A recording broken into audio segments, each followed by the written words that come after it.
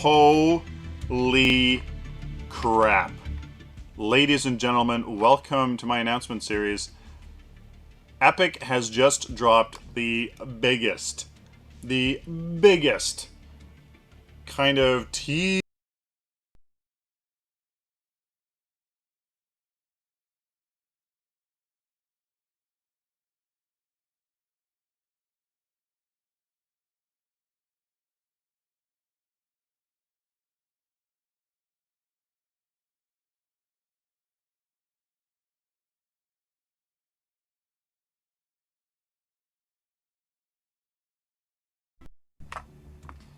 So, ladies and gentlemen, this is part 5 or 6 of their ongoing blog series about Monolith. I have mentioned a few times in other videos that I'm not really going to address all of those because there are other people, RG's Ace, Britick HD, that have fantastic insights into the new map, and they analyze it and they go through it. So please go and check their channels out because they have much more information than I could give. They played on the map, they know, and I simply don't. This, though, I will comment on because this is absolutely huge, and I want to share it with you, so holy crap. Guys, basically here they talk about the new smaller map, Monolith, some more fast action gameplay, the hero changes that they've made, and how it's still going to become a MOBA. So, guys, they are basically just encouraging you to look forward to it, play at least 3 games, and then continue to give us the valuable feedback because it's going to be incredibly different.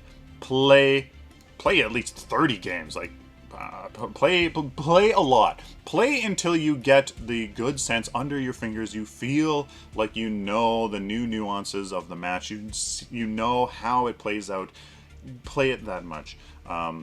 Play much more than just 3 games. So, guys, the major area that changes is obviously the size of the map. It's much smaller, 30%, and they're changing the lane structure. It's now asymmetrical. So each side is kind of opposite. Instead of red lane, you know, it's all kind of the same the whole way. It's now half of it is the same as the other half. So it's kind of asymmetrical, very interesting, and they're trying to change up the gameplay. So what they want to change is that the gameplay is faster. Smaller map, faster movement speed, abilities are going to be faster, attacks are going to be executed faster, and it's going to be much more lethal. It's going to be much more damage. Health is going to be changed. Mana is going to be changed. Ability damage is going to be changed. It's going to be huge. So it's going to now be much more action filled. So from here to there, they're talking about movement speed. They're going to increase movement speed a lot. A lot. I don't remember when Paragon very first started out, they actually had an incredibly slow movement speed, and then travel mode was very, very fast. But they've upped the movement speed, base movement speed, a lot. So it's going to provide easier. It's going to prove easier for players to understand in terms of which engagement ranges are safe and which are likely to land them with a free trip back to their core. So we're going to be able to move around much faster. It's going to be much more fast-paced. You're going to have to take some time to kind of determine, can I engage? Do I have enough time to close that gap and actually do something? It's going to be very interesting to obviously get mastered. In this paragraph here, they're talking about that only so much can be solved by movement speed. Other things have to change. So to this end, they've changed the way damage, armor, health, and mana work. They're not even going to really give you numbers in the upcoming update because they've changed that drastically. There's not even a point to giving out how things have changed. They're just going to change it, and then we'll have to go from there. How have they changed attacking and abilities? Well, here is some of those. They have completely changed out energy damage, physical damage. What they have now changed out is primary attacks will now deal basic damage, while any activatable power will now deal ability damage. Abilities that you activate will deal ability damage. Primary attacks, or your basic attacks, will deal basic damage. Now, I'm sure that there's going to be some interesting interplay between maybe some like ongoing parts of abilities that will mainly deal ability damage, but I will have some component of basic damage. I don't know, but they're completely changing it. Basic damage is going to be your primary attacks, and ability damage is going to be your abilities. So this is important because it lets us get a much better handle on how ability-focused heroes scale in relation to attacking heroes. So this change carries over to armor and penetration, which thereby we're going to have basic armor is going to help against basic damage, and while ability armor is going to help against abilities. What? So not only are you going to have to consider well, now you're going to have to consider fighters versus casters instead of currently physical damage versus energy damage. So it's going to be actually really interesting. And even there, fighters and spellcasters, even that's different because well, actually I guess not, because Countess is physical damage, but she's a spell. She focuses on her spells, and then Grux is still physical, but deals. But is a basic attack. So it's gonna completely change. The concept of physical energy heroes has been removed, and all players will now equip cards with a unified power stat to increase their basic attacks and abilities. Players who buy power will see that stat build into a percentage of all their outgoing damage, regardless of whether the damage comes from their basic attacks or their abilities. Buying damage as Gideon will increase your abilities considerably with a small bump to your basic attacks, while buying damage as Murdoch will primarily increase your basic attacks. So what they've basically done is, in the offensive category, you build power. That's it. You just build power offensively. What that does is it increases your ability damage, more so if you're a caster, or it increases your basic damage if you're more of a fighter. So there's going to be different scales for that, but both are going to just upgrade power. And then under that, you're going to have different scaling of that power based on your abilities and your basic attacks. So each class is going to be different, right? Each hero is going to be different between those two, but you're only upgrading power. Defensively, though, you have to delineate between the two. So power upgrades basic damage and ability damage differently according to your your hero. It scales differently. And then defensively, you have to, underneath that, kind of consider which of the enemy team is either or. So I like this change. It focuses more on the actual differences between heroes instead of just kind of arbitrary energy or physical. That's kind of arbitrary, right?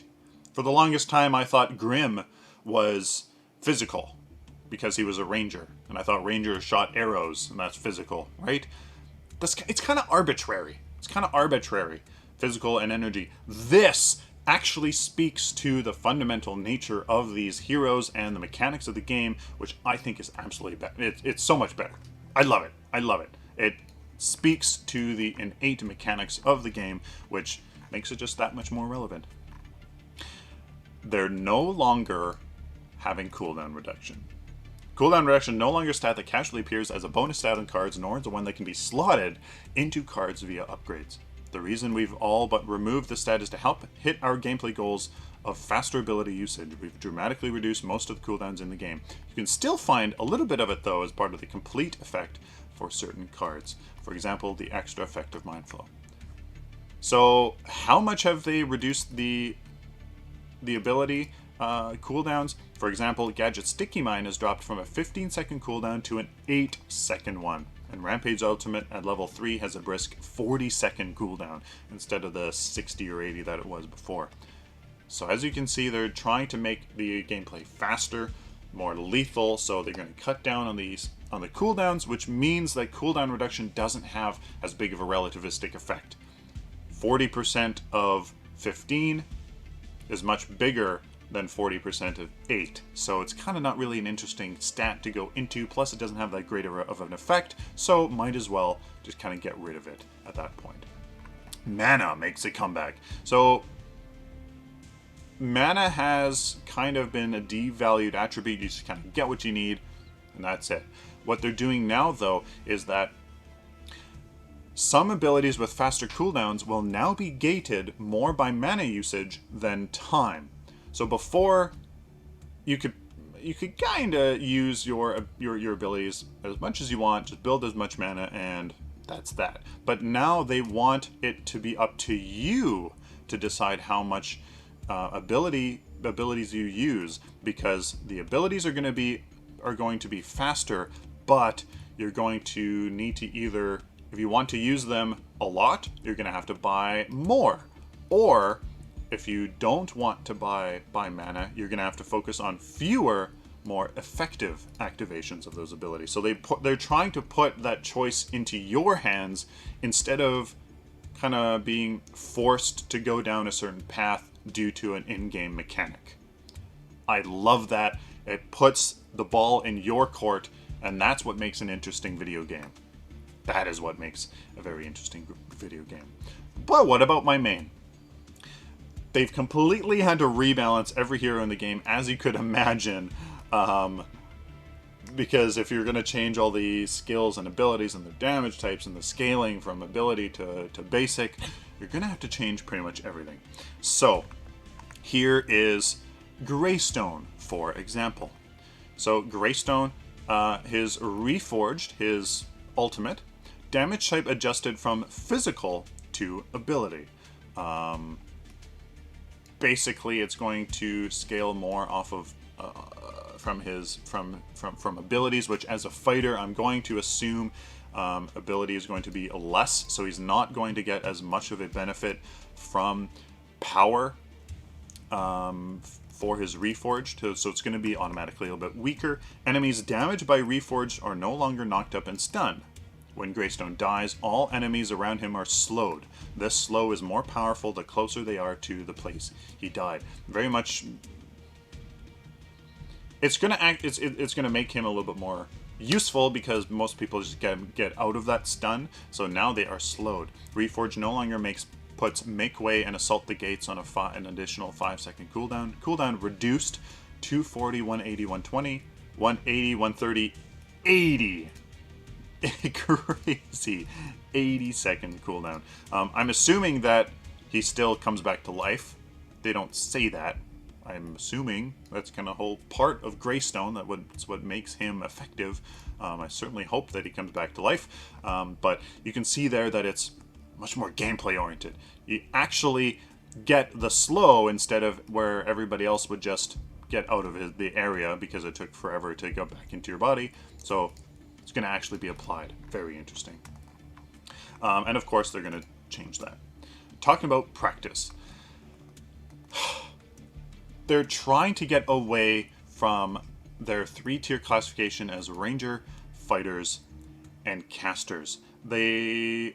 While that's a very broad kind of category to put them in, that isn't how they design the heroes. That's not how they design the heroes. They don't have like these kind of basic things that the basic Ranger, Caster, Fighter, Tank. They don't like, oh great, we're gonna make it this character or this character or this character. No, they want to make it a little bit more versatile. They want their roles to be a little bit more interesting and dynamic. So what they're doing is they're changing how they classify heroes. They want the community to look at the heroes the same way they do in designing them. So they have a whole bunch of traits that they're going to talk about later. But for example, Gideon is going to have, you know, a whole bunch. They're trying to describe Gideon to you in the way that they designed him to be used as. So, when they designed Gideon, they wanted him to be bursty. They wanted him to be an assassin. They wanted him to be elusive. And they wanted him to be a sieger. Burst. Burden into a cosmic rift into a ultimate. Pfft, pretty much dead, right? An assassin. Come from absolutely nowhere. Burden, cosmic rift, teleport into a safe spot, ultimate. And you're completely dead. Fantastic. Elusive. Obviously, he has his teleport to be very slippery. He has his burden to slow you as he gets away. With a new map and no travel mode, that's going to be even more valuable. He's going to be very slippery. Put in a blink charm and he can, like, never catch a Gideon. Right? There you go. Sieger. He's obviously fantastic in lane. Very long range cosmic rift. Kind of poke down the enemy hero, force them to stay back. Cosmic Rift on a whole minion wave to get him really nice and take down, and you're a fantastic laner. That's why he's used in the mid lane. Wonderful. This, I think, is much nicer than kind of arbitrary fighter. Caster. Well, what kind of caster? Is he a support caster? Is he an assassin caster? Is he a blah? Right? This is going to be very interesting, and of course they're going to have detailed kind of attributes for each of these traits so that you can kind of actually understand what's going on. Maybe they mean something different than Sieger. I don't know, but that's what it says to me. So very, very interesting. This is huge. I actually find this one of the more interesting parts, kind of. They're changing how vision changes. Obviously, there's no shadow pads in Monolith. There are instead just kind of misty walls. There's walls of fog that you simply can't see through. So if there aren't any shadow pads, you can't see shadow wards in order to kill them. So you will now need your own shadow ward to remove your enemy's wards, which kind of different, but you know, that's not that big, but it's going to be more important to have a shadow ward in order to de-ward the enemy the enemy wards. Now, they just talk about how that's going to make it a little bit more important to ward and place it in precise places. Now, I think they mention somewhere that they are going to have the same line of sight as heroes do. Well, let's see here. No more shadow wards, so you'll have to use shadow ward to kill them. They are now subject to the same line of sight restrictions that heroes use, while also having a new cooldown charge system. So there's been some screenshots of a 2-charge Scouts ward, or at least what looks like a Scouts ward currently. Could be a Shadow ward, we don't know. Maybe there's a charge, like a cooldown charge, so it replenishes its charges over time, so you can, you don't have just 2. You can stay out on the battlefield for a little bit longer and recharge your ward charges. Very interesting. But that does mean that once they're placed, they're going to be, you have to put them more thoughtfully. They're not going to be able to look through a wall. You're going to have to place it in an intersection of some of crossroads in order to look down both crossroads. You can't kind of put it anywhere. You can't really put them up in a tree and not be able to see around a corner. You're gonna have to think about them. You're gonna have to think of it as, if that is a hero standing there, how are they gonna see? So it's gonna be very interesting. A lot more wards, I think, are gonna be placed down just right on the ground in an intersection, or in a very proper spot on a cliff that has a good vision down a few lanes. It's gonna be very, very interesting. So shadow pads are a thing of the past. it was a good idea at the time, but they wanted it to just be a better break of line of sight. And what fog walls are going to do, you just can't look through them. Wards aren't going to be able to look them, so you're going to have to literally move through it in order to see what's on the other side, or have a ward on the other side of the fog. That's going to make the jungle a lot more surprising, and the laning experience is going to be much more tricky. If you don't have a ward beyond that fog wall, you're SOL. You're playing it very risky, and there is what it looks like. Very nice. Just epic, grand nature. I absolutely love it. So there's still a few more days before you'll be able to experience Monolith, but of course they're going to help. They're going to help the transition. You know, it's going to be very interesting. That's it, guys. Holy smokes. Tell me what you think. This is absolutely the biggest update that they have released since I have been playing. I am so excited by these changes. Absolutely huge. Kind of sad because now all of my math videos are going to be just kind of up all right out the window. I'll just have to make new ones, I suppose, but it's definitely going to be interesting. I really do look forward to that. I look forward to the gameplay so much.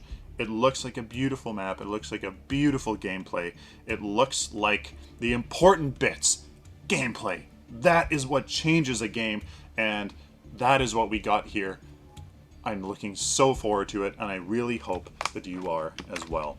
Please like this video if you like it, dislike it if you dislike it, share it with the community, guys. Please let people know about this because it's absolutely huge. Really exciting.